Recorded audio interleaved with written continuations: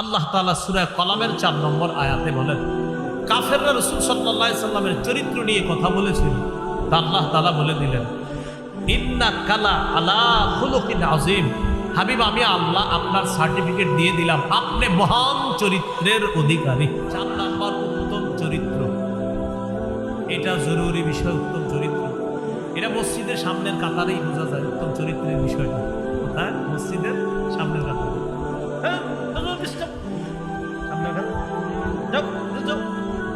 আপনি পিছে যাওয়াটা তো এইভাবে বলতে পারেন, একটু পিছনে যাও। তা আপনি এমন ভাবে বলছেন এই ছেলেটারে বয়স 10-12 বছর, তো হয়তো দৌড় দিয়ে সামনের কাতারে চলে গেছে। ঠিক আছে, মুরব্বী বলছে এইভাবে, তো বলতে পারতেন, বাবা তুমি পিছনে যাও আর একদম বড় মানুষ সামনে যাও। এই ছেলেটা আপনারা আগামী 10 দিন সালাম দিব। আর ওই যে যখন এইভাবে বলবেন যাও যাও পিছনে যাও, আগামী 10 দিন তো সালাম দিবেই না। ওর আম্মারে গিয়ে বলবে, আম্মা এই মসজিদে আর যাবো না।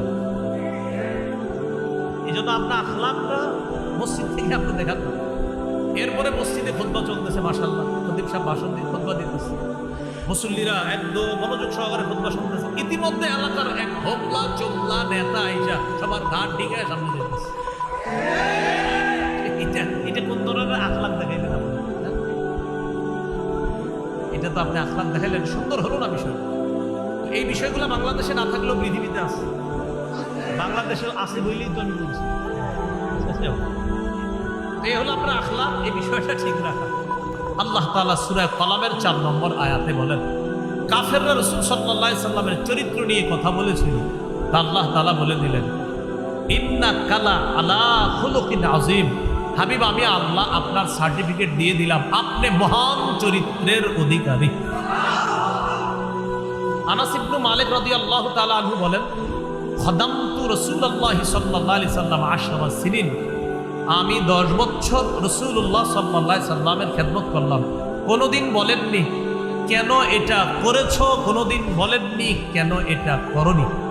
10 বছরে কোনোদিন বলেননি এটা কেন করেছো, এটা কেন করো নাই। 10 বছরও এমনটা বলেননি।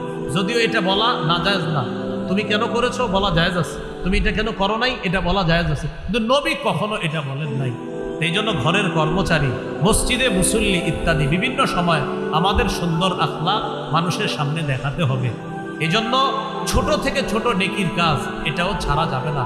আপনি একজনকে চা পান করাইতেছেন, এই চা পান করানোর সময় তার সামনে বসলেন, আর চা পান করানোর সময় আপনার চেহারাটা একটু হাস্যোজ্জ্বল রাখলেন, সুন্দর একটা অবয়ব আপনি প্রকাশ করলেন, আর বুঝাইলেন তাকে আপনি অনেক মহব্বত করতেছেন।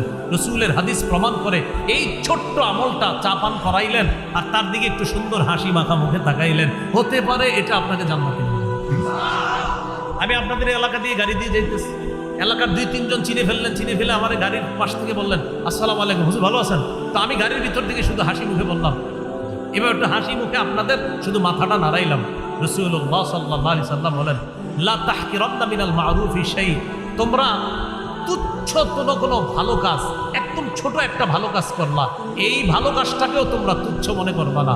লা তাহকিরান্না মিনাল মারুফি শাইআ, ছোট্ট একটা ভালো কাজকে তোমরা তুচ্ছ মনে করবা না। ওয়ালাউ আনতালকা আখাকা বিওয়াজহিন তালাক, তোমার ভাইয়ের দিকে হাসি মুখে তুমি তাকাইলা, এই যে একটা সুন্দর তুমি আখলাক তাকে দেখাইলা, এটাও তোমার নাজাতের কারণ হবে। তাহলে আমি ইসলামে পরিপূর্ণ আসি কিনা, চতুর্থ আলামত কি? উত্তম চরিত্র। এটা সব জায়গায় আমার এই চরিত্রটা ফুটিয়ে তুলতে হবে।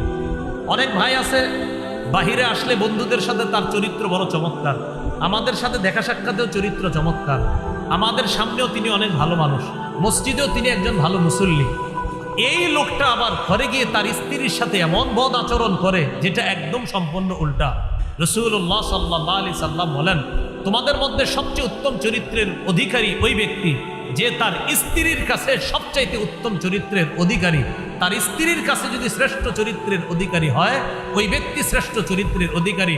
শোনো, আমি নবী মুহাম্মদ সাল্লাল্লাহু আলাইহি সাল্লাম আমার বিবিদের কাছে সবচাইতে শ্রেষ্ঠ চরিত্রের অধিকারী।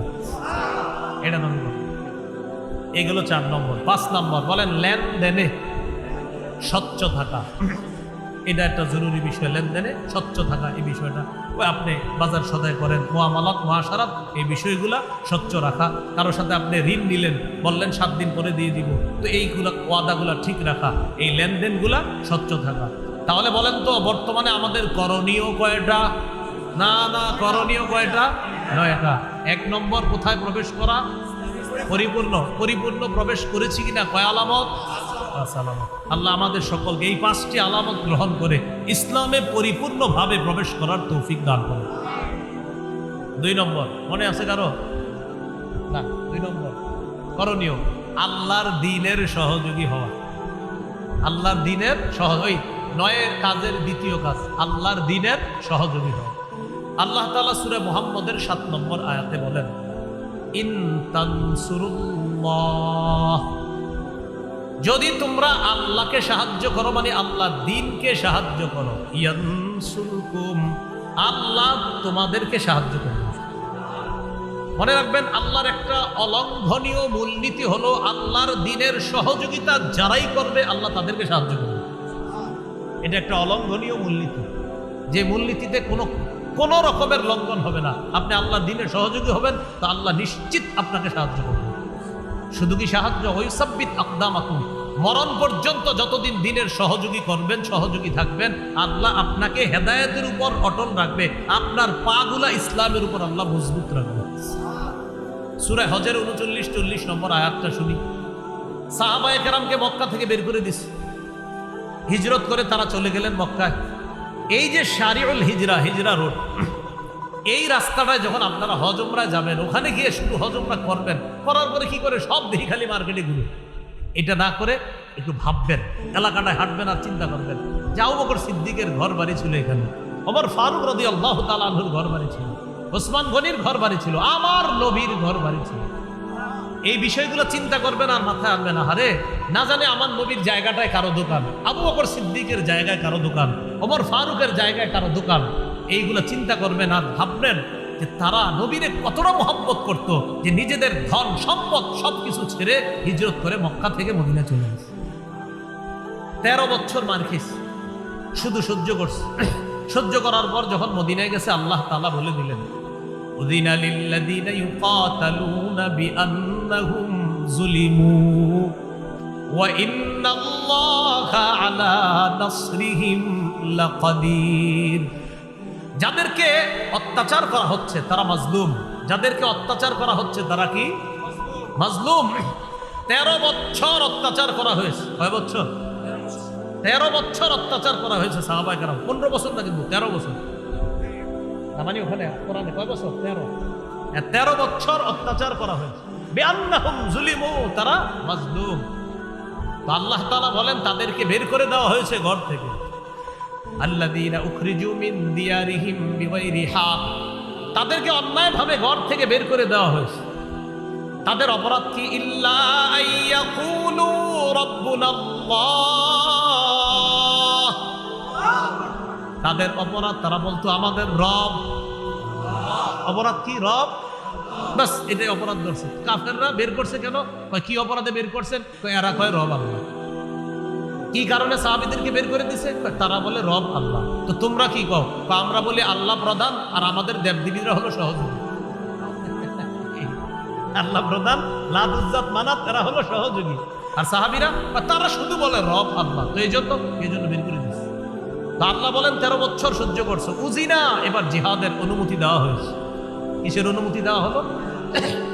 এরপরে 40 নম্বর আয়াতে আল্লাহর অলঙ্ঘনীয় সেই মূলনীতিটা আল্লাহ বলে দিচ্ছেন, ওয়ালা ইয়ানসুরান্নাল্লাহু মাইয়ানসুরুহু, যে ব্যক্তি আল্লাহকে সাহায্য করবে, আল্লাহ দ্বীনের সহযোগী হবে, তারা সংখ্যায় যদি 313 হয়, অবশ্যই আল্লাহ তাদেরকে সাহায্য করবেন। সংখ্যায় যদি কম হয়, আল্লাহ তাদেরকে কি করবেন? সাহায্য করবেন। হ্যাঁ, এটা হলো আল্লাহর অলঙ্ঘনীয় বিধান। প্রিয় ভাইরা, সংখ্যায় যদি কম হন, তো আল্লাহর দ্বীনের সহযোগী হন, আল্লাহর ওয়াদা, আমি আল্লাহ তোমাদেরকে সাহায্য করব। তাহলে কি শিখলাম আমরা? আল্লাহর দ্বীনের সহযোগী হওয়া, এটা হলো বর্তমান পরিস্থিতিতে আমরা মুসলমানদের দ্বিতীয় কাজ। 3 নম্বর কাজ বলেন, ভাতৃ প্রেম বাড়িয়ে দেওয়া, ভাতৃত্বের সম্পর্ক বাড়ানো। কে মাযহাবি, কে লামাযহাবি, কে ওয়াহাবি, কে সুন্নি, আপাতত এই বিষয়টা বাদ দিয়ে সবাই এক হয়ে যেতে হবে। ঠিক শুনেন, কিছুদিন পরে আবার না হয় আমরা শুরু করলাম যে ভাই শুনো, এবার হাত কোথায় বাঁধবা, কদিন পরে শুরু করি। কখন? আগে আমাদের গোড়াটা মজবুত করে নিই।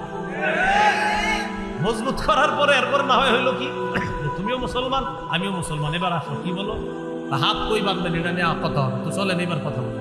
তো আগে কি, আগে চলো আমরা ইসলামটা একটু মজবুত করে নিই, এরপরে আমরা কথা বলবো, সমস্যা নেই। তো এটা হলো আমার একটা প্রাণের দাবি, মনের দাবি। আপাতত এই ইয়াটা কিছুদিন অফ রেখে আপাতত মুসলমান সবাই ভ্রাতৃত্বের সম্পর্কটা বাড়ায়, যদি মুসলমানরা খালি আপনার কিছুদিনের জন্য এক হয়ে যায়, আর কোনো মতে যদি নির্বাচনটা হয়ে যায়, মুসলমানদের এদেশে ইসলাম ঠেকানোর সামর্থ্য কারণ। এখন আমরা এই এক হওয়াটা, এটা কিন্তু কুফরি শক্তিরা চায় না। আমাদের এক হওয়াটা কারা চায় না? কুফরি শক্তিরা চায় না। না, আমাদের না কিছুটা সময়ের জন্য হইল এক হয়ে যাওয়াটা একদম সময়ের দাবি এবং আমাদের প্রাণের দাবি। জানি না কি হয়, আল্লাহর কাছে আমরা দোয়া করতে থাকি, আল্লাহ তৌফিক দান করুন। এই হলো আপনার 3 নম্বর, ভ্রাতৃত্বের সম্পর্ক বাড়িয়ে দেওয়া। আপনি কে? আমার ভাই। আমি কে? আপনার ভাই। আপনারা কে? আমার ভাই। আমি কে? আপনাদের ভাই। আপাতত এই পরিচয়টা কিছুদিন এক হয়ে যাবে। এটা আল্লাহ সূরা হুজুরাতের 10 নম্বর আয়াতে বলেন, ইন্নামাল মুমিনুনা ইখওয়াহ, মুমিনরা পরস্পর ভাই ভাই। মুমিনরা পরস্পর কি? ভাই ভাই। এবার একটা হাদিস বলি, হাদিসের অনুবাদটা আমরা সবাই করব। সহিহ মুসলিমের বর্ণনা 6000, সহিহ মুসলিমের বর্ণনা 6435 নম্বর হাদিস। এই হাদিসের মধ্যে আসছে রাসূলুল্লাহ সাল্লাল্লাহু আলাইহি সাল্লাম বলেন, লা তাহাসাদু ওয়ালা তানাজাশু ওয়ালা তাবাগাদু ওয়ালা তাদাবারু ওয়ালা ইয়াবি'ু বা'দুকুম আলা বাই'i বা'দিন। বলেন সবাই, তোমরা পরস্পর হিংসা করো না, তোমরা পরস্পর ঝগড়া করো না, পরস্পর বিদ্বেষ পোষণ করো না, একে অপরের ক্ষতি করার জন্য আড়ালে শত্রুতা করো না। একজনের ক্রয় বিক্রয় চলাকালীন আরেকজন ক্রয় বিক্রয় করবা না। এটা হলো কেমন? ভাই মাছ কত? 200 টাকা। 195 দেই না ভাই, 200 দিলে নিব। তো ঠিক আছে 200 টাকা দেব, তাহলে চুক্তি হয়ে গেল 200। পাশে দিয়ে একজন দেখে মাছটা খুব সুন্দর, বা আমি 220 টাকা দিব, এটা নিষেধ, এই কাজটা নিষেধ। তাহলে নবী আমাদেরকে নিষেধ করলেন, হিংসা করো না, পরস্পর বিদ্বেষ পোষণ করবা না, একে অপরের ক্ষতি করার জন্য আড়ালে শত্রুতা করবা না। তো আমরা নবীজির কাছে জানতে চাই, হাবিব তা আমরা কি করব?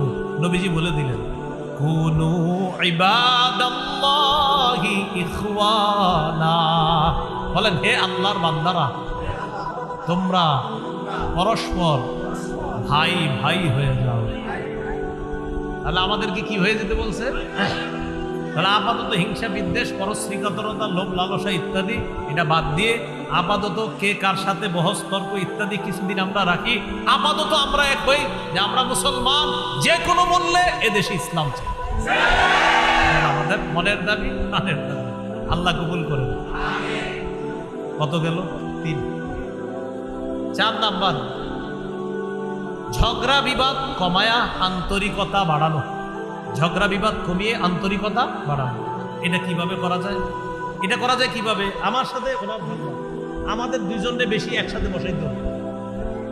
আমার সাথে ওনার ঝগড়া, এটা এই দুইজনে বারবার একসাথে চেয়ারের মুখোমুখি বসাতে হবে, 2 কাপ চা রাখতে হবে। কথার কথা আর কি, আপনারা আরো কিছু রেখেন। এরকম দুইজনে বসায়া কথা বলাইতে হবে। আমি এটা বিশ্বাস করি, আমরা দূরে থেকে যে একজন আরেকজনের যতই বিরোধিতা করি, সামনে বসায়া দেন, দেখবেন আমাদের মতো আপন কেউ। এই ঝগড়া কমায় আন্তরিকতা বাড়াতে হবে। এই ব্যাপারে আল্লাহ তাআলা বলেন, ওয়াতিউল্লাহা ওয়া রাসূলাহু ওয়া লা তানাযাউ ফাতাফশালু ওয়া তাযহাবা রিহুকুম। তোমরা আল্লাহর আনুগত্য করো, নবীর আনুগত্য করো। ওয়া লা তানাযাউ, তোমরা পরস্পর ঝগড়া করো না। যদি ঝগড়া করো ফাতাফশালু, দুর্বল হয়ে যাবা। ওয়া তাযহাবা রিহুকুম, তোমাদের শক্তি খর্ব হয়ে যাবে। সবাই এদিকে তাকায় বুঝেন, 1 জন 2 জন 3 জন 4 জন, আমরা 4 জন মিলে একটা দল, শক্তি কম না বেশি? 4 জনের 4টা দল, কম না বেশি?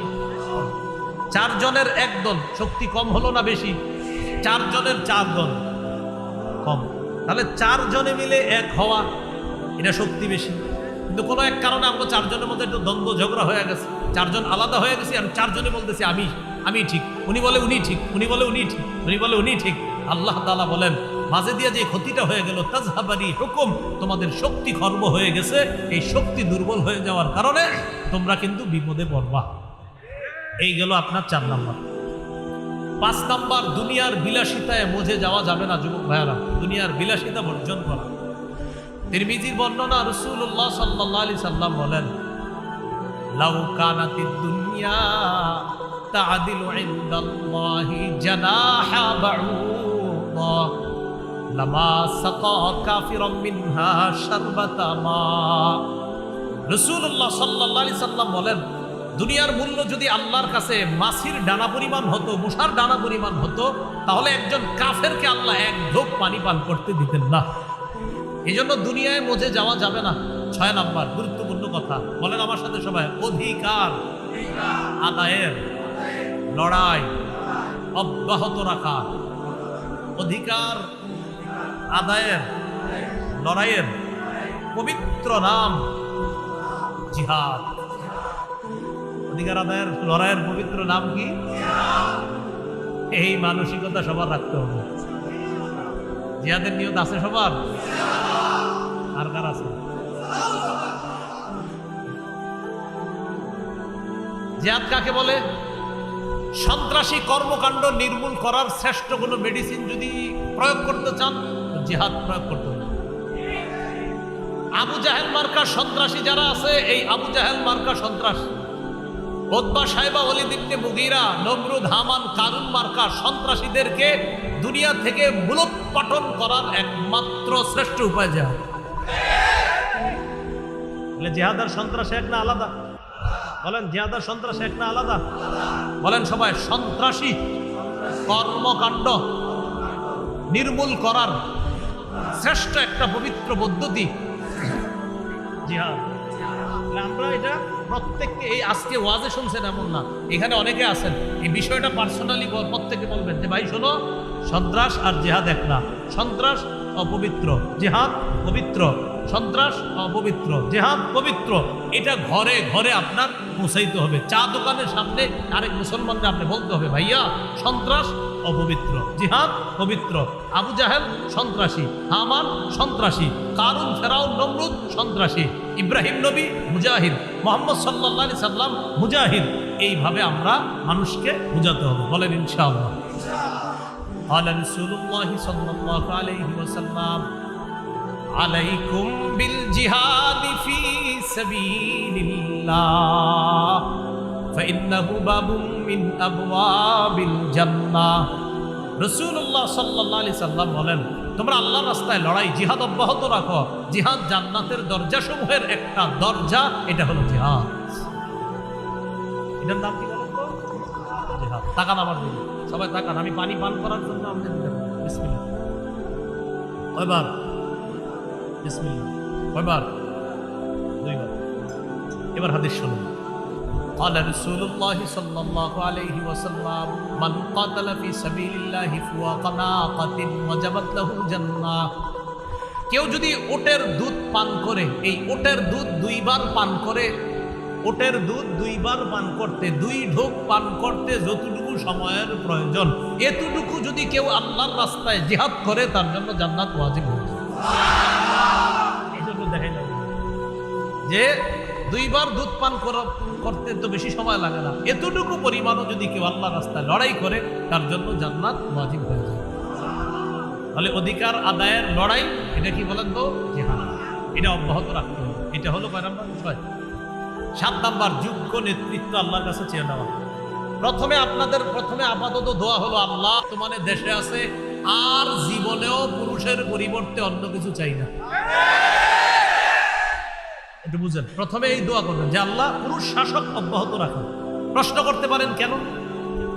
দেখেন এখানে আপনারা যারা আছেন, আমি সুন্দর করে বলি, কেউ আওয়ামী লীগের সমর্থক হতে পারেন, কেউ বিএনপি, কেউ হয়তো বা জাতীয় পার্টি, কেউ জামাত, কেউ জাসদ, কেউ বাসদ, কেউ ইসলামী আন্দোলন, কেউ খেলাফত মজলিস, বিভিন্ন দলের সমর্থক থাকতে পারে। মহাব্বতের সাথে বলি, বিএনপি পন্থী যারা আছেন, আপনারাও নীতি নির্ধারকদেরকে বুঝান যে আমাদের সামনে নেতৃত্বে যে আসবে পুরুষ হতে হবে। তো মাশাআল্লাহ আপনাদের জনাব তারেক রহমান আছে।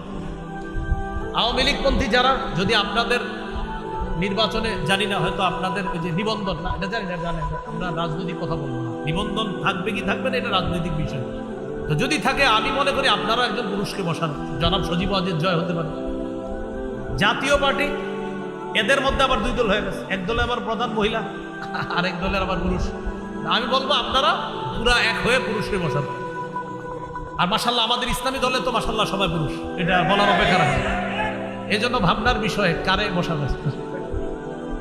তো আমি বলছি রাসূলুল্লাহ সাল্লাল্লাহু আলাইহি সাল্লাম বলেন লা ইউফলিহা কওমুন ওয়াল্লাহু আমরহুম ইমরাআতান। এটা হলো মূলনীতি, মনে রাখবেন। রাসূলুল্লাহ সাল্লাল্লাহু আলাইহি সাল্লাম বলেন ওই জাতি কিছুতেই কখনোই সফল হবে না, ওই জাতি কিছুতেই সফল হবে না। আবার বলছি, বলেন ওই জাতি কিছুতেই, আবার ওই জাতি কিছুতেই যারা তাদের নেতৃত্বে কোনো নারীকে বসায়। বাস সোজা হিসাব নবীজির বক্তব্য। নবীজি বলে দিয়েছেন যারা তাদের দায়িত্বে কোনো নারীকে বসাবে এই জাতি কখনো সফল হবে না। এই জন্য আমি কিন্তু মহব্বতের সাথে বলছি, আপনারা যে যেই দলে করেন সবাই আপনাদের পুরুষ নীতি নির্ধারক যারা তাদের সাথে কথা বলেন। আমি রাজনীতি বক্তব্য পারিও না, বলিও না, কিন্তু আমি শুধু বললাম পরামর্শ হিসাবে, যদি সফলতা চান পুরুষ লাগবে। এটা রাসূল সাল্লাল্লাহু আলাইহি সাল্লামের মূলনীতি। সফলতা চাও তো এই জাতি কিছুতেই সফল হবে না যদি তারা তাদের নেতৃত্বে কোনো নারীকে বসায়, তারা কখনো কি হবে না, সফল হবে না। আল্লাহ আমাদের সকলকে কথাগুলা বুঝে শুনে আমল করার তৌফিক দান করে। এবার পুরুষ যে শাসকটা হবে আল্লাহর কাছে দোয়া করতে হবে, আল্লাহ এমন একজন শাসক বানায় দেন যিনি মৌলিকভাবে আমাদের দেশে 4টি বিধান প্রথমে বাস্তবায়ন করবেন। কয়টি? 4টি বিধান বাস্তবায়ন করবেন। আল্লাহ তাআলা বলেন আল্লাযীনা ইম্মাক্কান্নাহুম ফিল আরদ আকামুস সালাহ ওয়া আতাউজ যাকাতা ওয়া আমারু বিল মা'রুফি ওয়া নাহাউ আনিল মুনকার। সূরা হজের 41 নম্বর আয়াত। আল্লাহ তাআলা বলেন আমি যাদেরকে শাসন ক্ষমতায় বসাবো তাদের মৌলিক কাজ হবে 4টা। কয়টা? বলেন নামাজ কায়েম করা, যাকাত আদায় করা। যাকাতের বিধান যদি রাষ্ট্রীয়ভাবে চালু হয়ে যায় সুদ সালাম দিয়া ভাঙবে। আমি আর থাকবো না, আমি বড় বিপদে আছি। কেন? যাকাত যেইভাবে শুরু হয়েছে আমি শুদ্ধ আর টিকতে পারবো। এলো 2 নম্বর। 1 নম্বর নামাজ কায়েম করা, 2 নম্বর যাকাত বিধান পালন করবে, এটা হলো শাসকের দ্বিতীয় কাজ। 3 নম্বর ওয়া আমারু বিল মা'রুফ, নেক কাজের আদেশ করবে। 4 নম্বর ওয়া নাহাউ আনিল মুনকার, অসৎ কাজ থেকে নিষেধ করবে। এই হবে শাসকের 4টা কাজ। তো অসৎ কাজ থেকে নিষেধ করবে, এখানেই তো সব আইসা যায়। এখানে আপনার সবকিছু আইসা যায় যে কোনো ধরনের দুর্নীতিকে যিনি প্রশ্রয় দিবেন না এমন একজন শাসক হবে।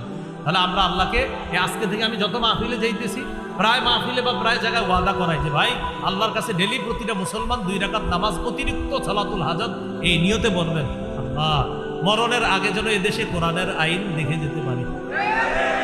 2 রাকাত নামাজ এই নিয়তে বলবেন। মুসলমান হিসাবে আমার ধর্মীয় গ্রন্থ কোরআন আমি আল্লাহর কাছে দোয়া করবো, আল্লাহ কোর্ট, সুপ্রিম কোর্ট, হাইকোর্ট, জজ কোর্ট, সংসদে আল্লাহ কোরআনের বিধান এটা দেখতে চাই। এখন আপনার হিন্দু বন্ধু কলিগ যারা চাকরি করে তাদেরকে বুঝাইতে হবে এইভাবে। তারা বলবে আচ্ছা তুমি যেহেতু ইসলামের জন্য দোয়া করো কি হবে বলো তো? বলবেন ইসলাম যদি জিতে যায় আমিও নিরাপদ, তুমিও নিরাপদ। কি বলতে হবে? ইসলাম জিতে গেলে আমিও নিরাপদ, তুমিও নিরাপদ। এই বিষয়টা অমুসলিমদেরকে আমরা মুসলমানরা বুঝাতে হবে। হিন্দু, বৌদ্ধ, খ্রিস্টান সবাই ইসলাম যদি কায়েম হয় সবাই নিরাপদ থাকবে। যার প্রমাণ বন্যায় অসংখ্য অগণিত মুসলিম মসজিদ মাদ্রাসায় আছে। আল্লাহ কথাগুলো বুঝার তৌফিক দান করে। এগুলো 7 নম্বর। 8 নম্বর শুরা ব্যবস্থা। শুরা ব্যবস্থা, পরামর্শ করে কাজ করা, এটা খুব জরুরি। যেমন উপদেষ্টা মণ্ডলী এখন যারা, তারা দেখা যাইতেছে মাসে মাসে ওই রাজনৈতিক দলগুলোর সাথে পরামর্শ, এটা একটা ভালো দিক। তারা যে পরামর্শ করে এটা ভালো দিক। পরামর্শে অনেক কিছুর সমাধান আসে, এই পরামর্শ এটা জরুরি। বাকি পরামর্শ শুরা ব্যবস্থা এটা ইসলামী একটা শুরা ব্যবস্থা। এই বিষয়ে কথা বলা দরকার সবাই। এই শুরা জিনিসটা কি? খতিব সাহেবকে জিজ্ঞাসা করবেন শুরা জিনিস কি? এই বিষয়গুলো বেশি বেশি আলোচনা হওয়া দরকার, এগুলো বোঝা দরকার। আল্লাহ তাআলা বলেন ওয়াশাবিরহুম ফিল আমর, নবী আপনি তাদের সাথে যে কোনো বিষয়ে পরামর্শ করেন। পরামর্শ করার পর ফাইদা আযামতা, আপনি যখন দৃঢ় প্রতিজ্ঞা করে ফেলবেন ফাতাওয়াক্কাল আলাল্লাহ, তখন আল্লাহর উপর ভরসা করবেন। তাহলে 8 নাম্বার শুরা ব্যবস্থা এটা জোরদার করা। আর এই বিষয়গুলো আমরা খুব গুরুত্ব সহকারে নেওয়া। শুধু দাওয়াত তাবলীগের সাথী ভাইরা পরামর্শ করে, মাশওয়ারা করে, মাশওয়ারার কাজটা সুন্নতটা ঘরে ঘরে চালু করতে হবে। আপনারা পারিবারিক মিটিংগুলো করেন না, মিটিংয়ের নাম দিবেন মিটিং না, বলবেন শুরা, মাশওয়ারা। মাশওয়ারা দিবেন, যে ঘরে বলবেন আজকে আমাদের পারিবারিক মাশওয়ারা আছে, তো মিটিংটা না বলে আমরা একটা ইসলামী শব্দ বলি, সমস্যা নেই, কি বলবো, মাশওয়ারা। আমরা 4-5 ব্যবসায়ী একসাথে ব্যবসা করেন, তো বলবেন ভাই আগামীকাল আমরা 5 জন একসাথে বসতে হবে, কেন কোনো মিটিং আছে ভাই? এই জায়গায় এটা না বলে বলবেন ভাই কোনো মাশওয়ারা আছে? হ্যাঁ, আমাদের আগামীকালকে 5 জন ব্যবসায়ীর একটা মাশওয়ারা আছে। আমি চাইতেছি ইসলামী এই যে আপনার কথাগুলা, এই ইসলামী শব্দগুলা এটা মুসলমানদের মুখে মুখে উচ্চারিত হোক, এই শব্দগুলো। এগুলো 8 নম্বর। 9 নম্বর বলেন, শত্রুকে কোনোভাবেই বন্ধু ভাবার সুযোগ নাই। শত্রুকে বন্ধু বানানো যাবে না। হ্যাঁ, মাঝে মাঝে অভিনয় করতে পারি আমরা, যে হ্যাঁ হ্যাঁ ঠিক আছে ঠিক আছে, এর মানে এরকম না যে তুমি আমার বন্ধু। রাসূল সাল্লাল্লাহু আলাইহি সাল্লাম মদিনায় গেছে, ইহুদিদের সাথে কিছু বিষয়ে চুক্তি করছিলেন, তোমাদের বিপদে আমরা পাশে দাঁড়াবো, আমাদের বিপদে তোমরা পাশে দাঁড়াবো। এর মানে কি তাদের ইহুদিবাদকে সমর্থন করা? হ্যাঁ, আমাদের শত্রু যারা তাদেরকে এরকম বলতে পারি মাঝে মাঝে, হ্যাঁ হ্যাঁ ঠিক আছে আপনাদের এই কাজ এটা ঠিক আছে, এটা ঠিক না ওটা ঠিক। মনে মনে রাখতে হবে, চান্দু তুমি কিন্তু আমার শত্রু, এটা মনে মনে রাখতে হবে। কারণ আল্লাহ তাআলা সূরা মাইদার 51 নম্বর আয়াতে বলছে, ইয়া আইয়ুহাল্লাযীনা আমানু লা তাত্তাখিযুল ইয়াহুদা ওয়ান নাসারা আউলিয়া। হে ঈমানদারগণ, ইহুদি খ্রিস্টানদেরকে অভিভাবক রূপে গ্রহণ করো না, এদেরকে বন্ধু বানাও না। বাদুহুম আউলিয়া বাদ, তারা একে অপরের বন্ধু। সাময়িক সময়ের জন্য মনে হবে সে তোমার উপকার করতে চায়, মনে রাখবা তোমার উপকারের পিছনেও সে 1000টা ক্ষতি করতে চায়। আল কুফরু মিল্লাতুন ওয়াহিদা, সমস্ত কুফরি শক্তিগুলা এক, এটা মনে রাখতে হবে। কুফরি শক্তি যদি এক হতে পারে, আমরা সব মুসলমানরা কেন এক হতে পারি? এই হলো 9 নম্বর কথা, যে শত্রুকে বন্ধু হিসাবে গ্রহণ করা যাবে না, শত্রুকে শত্রু মনে করতে হবে। আমরা শত্রুকে শত্রুই ভাবতে হবে, বন্ধু ভাবার সুযোগ নাই। শত্রু যদি কখনো বন্ধুত্বের হাত বাড়ায়, সেখানে মনে মনে শত্রু রেখেই তার সাথে আমাদের কোনো কথা হতে পারে, বন্ধু ভাবার কোনো সুযোগ নাই। আল্লাহ আমাদের সকলকে